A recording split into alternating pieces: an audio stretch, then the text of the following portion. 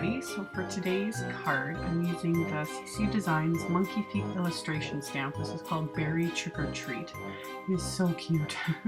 So I inked it up with VersaFine Onyx Black, stamped it onto watercolor cardstock, and then die cut it with my MFT Pierce Circle Stacks dies.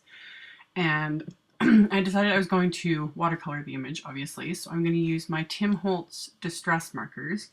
And I thought I would start with the background first because I had an idea in my head and I wanted to make sure I got it right before coloring in the entire image and then doing the background and possibly wrecking the whole thing. So I decided to use, I wanted to use the Chipped Sapphire marker, and it's a deep, deep blue, and that's why I wanted to do it first because I wasn't sure how it would turn out. So I wet the image, the whole area where I wanted the color to go first, because I'm basically going to do a wash. I wanted it darker, closer to the image, and then to kind of fade out. And then as I was doing it, it kind of got this like purple tone to it as well, which I was totally not expecting, but I love how it turned out. I wasn't expecting that, and yet it gives it this really neat look. I was really pleased with how this was going, so really fun. But yeah, I just kept picking up the color and just kept fading it later and later towards the edge, really quick and simple.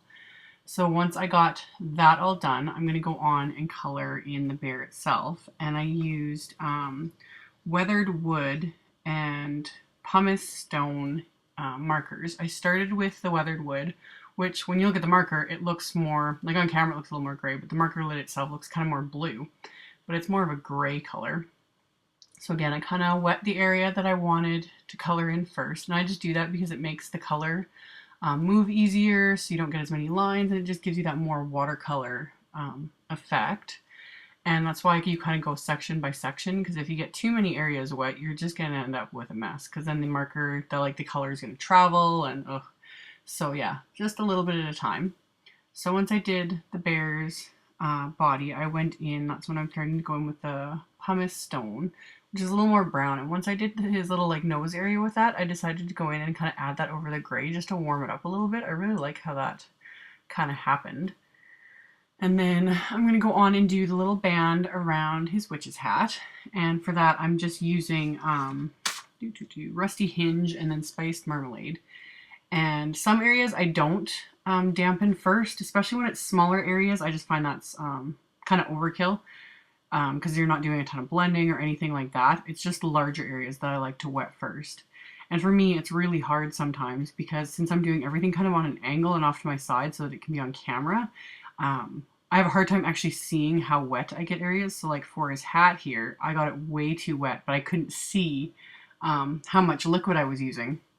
So I just worked with it, and thankfully it didn't end up like traveling everywhere. Because otherwise I would have had to redo the whole thing. But I left it at that and let it dry and went and moved on to, I just filled in the little stars with the black soot as well. And I didn't dampen those obviously ahead of time. And then for his little treat bag, I used the black soot. Just I mixed it with a tiny bit of water first just to lighten it a bit. And then I did the pumpkin in the same colors as his costume. And then for the moon and stars, I just use Scattered Straw, which is just a really pale yellow. So I didn't want them to be really bright. I kind of wanted them a little bit faded. And then same thing with the clouds. I just used Tumbled Glass, very, very barely any of that. So added that. And then once his hat was completely dry, I went back in, and obviously I didn't dampen it ahead of time. I just went back in and picked up more of the black soot and was able to deepen it a little bit more to how I would want it. I wanted it more black, obviously.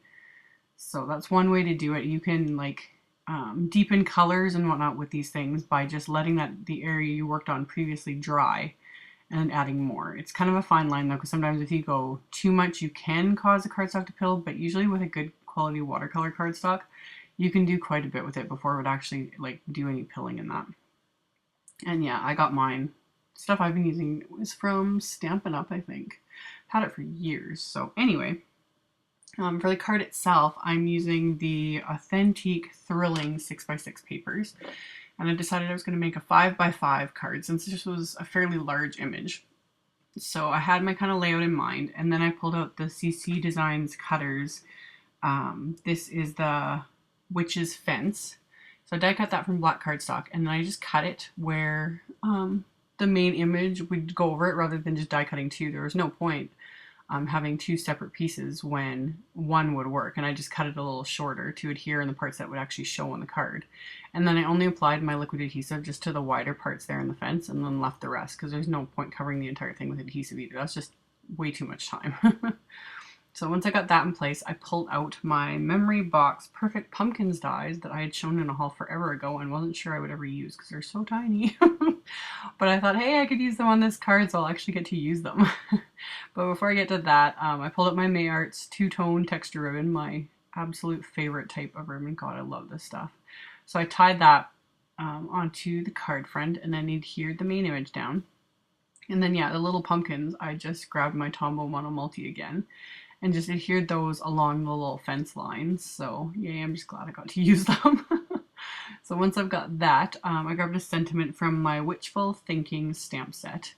I'm going to ink it up with the VersaFine Onyx Black and stamp it onto. This is actually just a piece of American Crafts cardstock. I got a few multi-packs at Winners months ago when I was still, when I was still pregnant.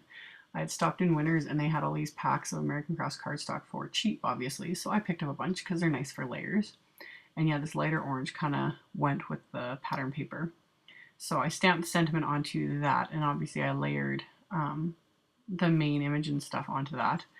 And then I'm going to adhere that to my card base, which, yeah, is a 5.5-inch square card, just like so. And then for the inside of the card, I did the same thing, and I did this all before I started filming, just to make things faster, because I stuck with the exact same layout, everything.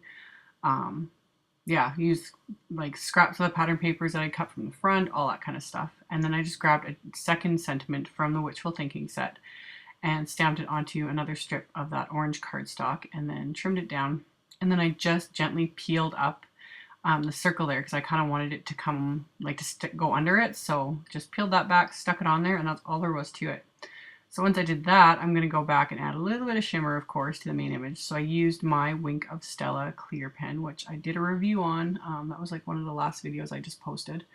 And yeah, it didn't pick up any of the color, which I'm impressed, because usually when you're adding like stickles or shimmer or anything like that over something that is water-based, like these markers, I try to be really, really careful so that it doesn't smear the color or pick it up. This didn't seem to do it, but maybe if you worked at it a little bit more or used too much, it might, but I used a really light touch because I didn't want to smear all the coloring I did, and it went perfectly, so I love how it turned out.